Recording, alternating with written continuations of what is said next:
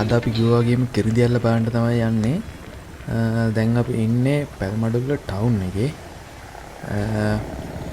මේක තියෙන්නේ පැල්මඩුල්ල ඉඳන් කුට්ටපිටිය පාරේ තමයි යන්න ඕනේ. බයික් එකේ යනවා නම් පැල්මඩුල්ල ටවුන් එක පාස් කරලා කොළඹ පැත්තට මීටර් 200ක් විතර යනදී දකුණු පැත්තට පාරක් තියෙනවා ගංකන්ද ඉස්කෝලේට යන පාර කියලා ගහලා බෝඩ් එකක් ගහලා ඒ පාරේ කිලෝමීටර් 7ක් විතර ගියාම තමයි කිරිඳිඇල්ල හම්බ වෙන්නේ. ඔයාලා බස් එකේ යනවා නම් පැල්මඩුල්ලේ ඉඳන් කුට්ටපිටිය බස් තියෙනවා. ඒ බස් එකේ ගිහම කිරිඳිඇල්ල එන්ට්‍රන්ස් එක ළඟටම යන්න පුළුවන්. හරි අපි යමු බලන්න.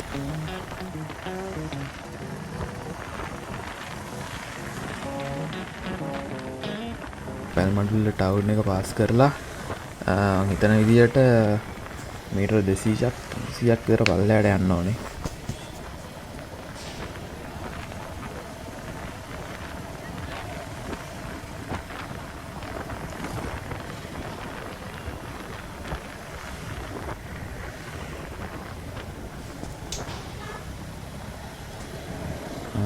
මං හිතන විදියට මෙන්න මේ හරියෙන් දකුණට හැරෙන්න තියෙනවා අපට.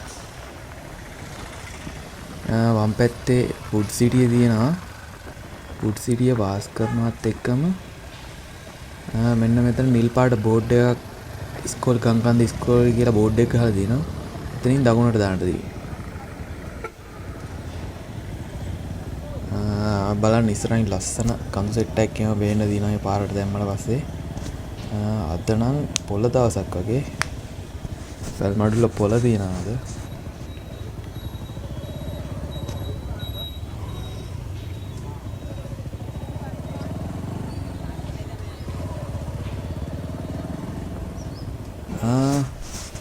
අපිට පෙන්නපු විදියට නම් මේ කුට්ටපිටිය පාරේ කිලෝමීටර් 7ක් විතර යන්න ඕනේ. කිලෝමීටර් 7ක් විතර ගියාම තමයි දියැල්ල ගාවට යන්න තියෙන අපිට. අපි මෙතන වීල් එකකින් ඇහුවා දියැල්ල ගාවට යනවා නම් රුපියල් 1000ක් ගන්නවා කිව්වා වීල් එක. බස් එකේ යනවා නම් රුපියල් 100ක් 150ක් වගේ තමයි ගන්න. කුට්ටපිටිය CTB බස් තියෙනවා මේ පාරේ යනවා නම්. මෙතන දකුණු පැත්තේ ඉස්කෝලේ තියෙනවා. ඉස්කෝලේ වාස් කරලා ඒ පාර දිගේ කෙලින්ම යන්න තියෙන්නේ. හරි අපි වැඩි කතාවක් නැහැ. බලමු මේ පාරේ ලස්සන මොකද.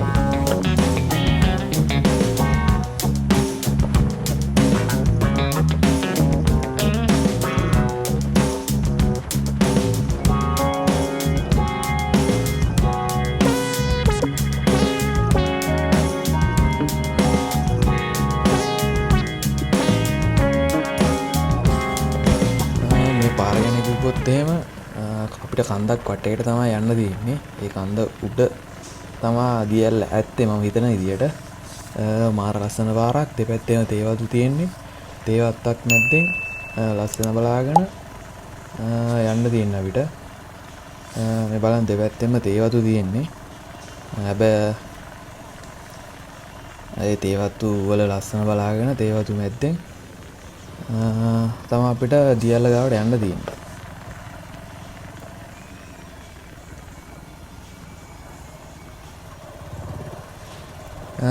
මේ පාරේ කට්ටිය නැහැ. හැබැයි ගෙවල් තියෙනවා දෙපැත්තෙම.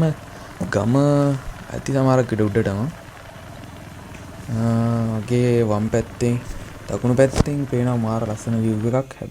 අර පැත්තෙන් ඈත පන්සලක් එහෙම පේනවා. හැබැයි පන්සල මොකක්ද කියලා නම් මම දන්නේ නැහැ. දන්න කෙනෙක් ඉන්නවනම් කමෙන්ට් එකක් දාන්න.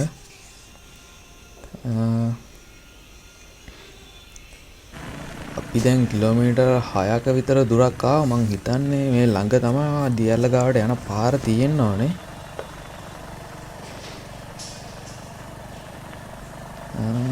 තාම හම්බුනේ නැහැ. අපි කුට්ටපිටිය කියන ගම පාස් කරා. ඒ ගම පාස් කරලා මීටර 300ක් විතර වගේ ආවා.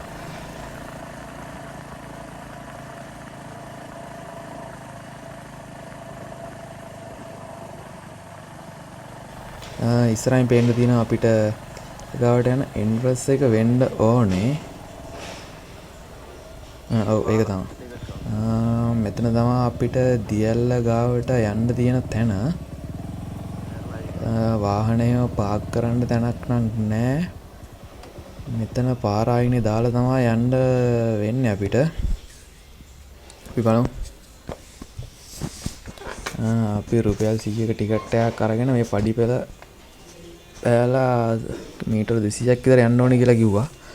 ඔක්කොම පඩි තියනවා කිව්වා. පඩි 500 ගණනක් අපිට බහින්න තියෙනවා කිව්වා. අපි ගිහිල්ලා බලමු.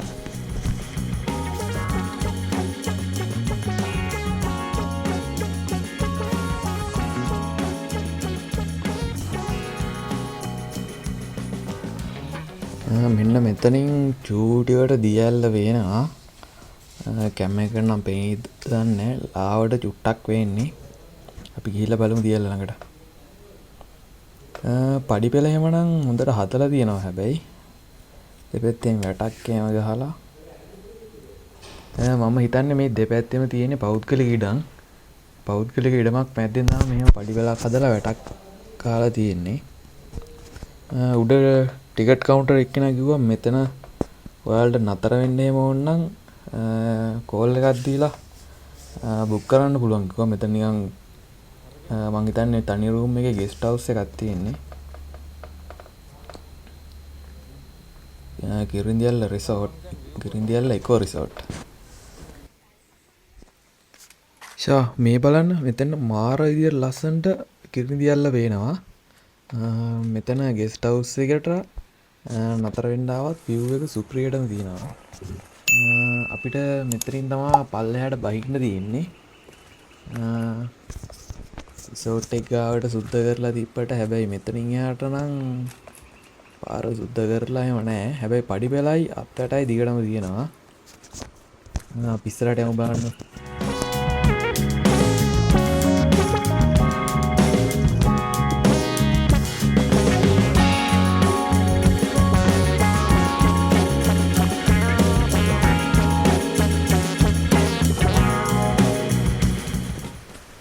අපි මෙතෙන්ට එනකල් ආපු ටික නම් අවුලක් නැහැ. හැබැයි මෙතනින් පස්සේ නම් ටිකක් ලොකු පල්ලමක් තමයි බහින්න තියෙන්නේ. ටිකක් උස ළඟ පඩි තියෙන ලොකු පල්ලමක් බහින්න දෙනවා. නිකන් ආංශක 60ක 70ක වගේ පල්ලමක් බහින්න තියෙන්නේ. වයසක කට්ටියයි ඔය ධනිස්සේම අමාරු තියෙන කට්ටිය ආවොත් එහෙම පොඩ්ඩක් අමාරු වෙයි කියලා හිතෙනවා.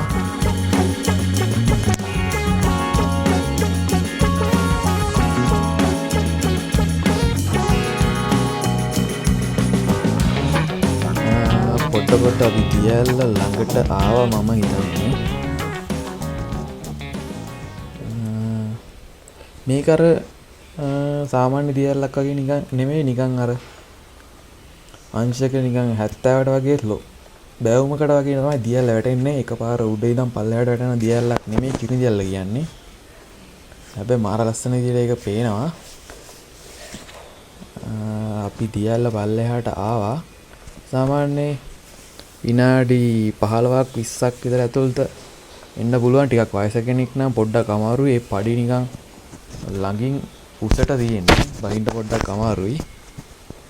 බහින එකට වඩා නගින්න පාටම අමාරු ඇති. මේ බලන්න දියැල්ල මාර ලස්සන මෙතන පල්ලෙහාට පේනවා.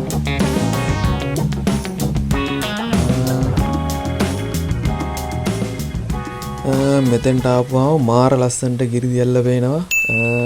මාර වයිබ් එකක් තියෙන්නේ. වෙන දියැලිය වගේ නෙමෙයි. අර එකපාර කඩා හැල්ලෙන්නේ නැති හින්දා මාර විදියට ලස්සනට මේක පේනවා. අපි ඩ්‍රෝන් එකේ යවලා බලමු මේක ලස්සනට කොහොමද පේන්නේ කියලා. එහෙනම් අද අපි වීඩියෝ එක මෙතනින් නතර කරමු.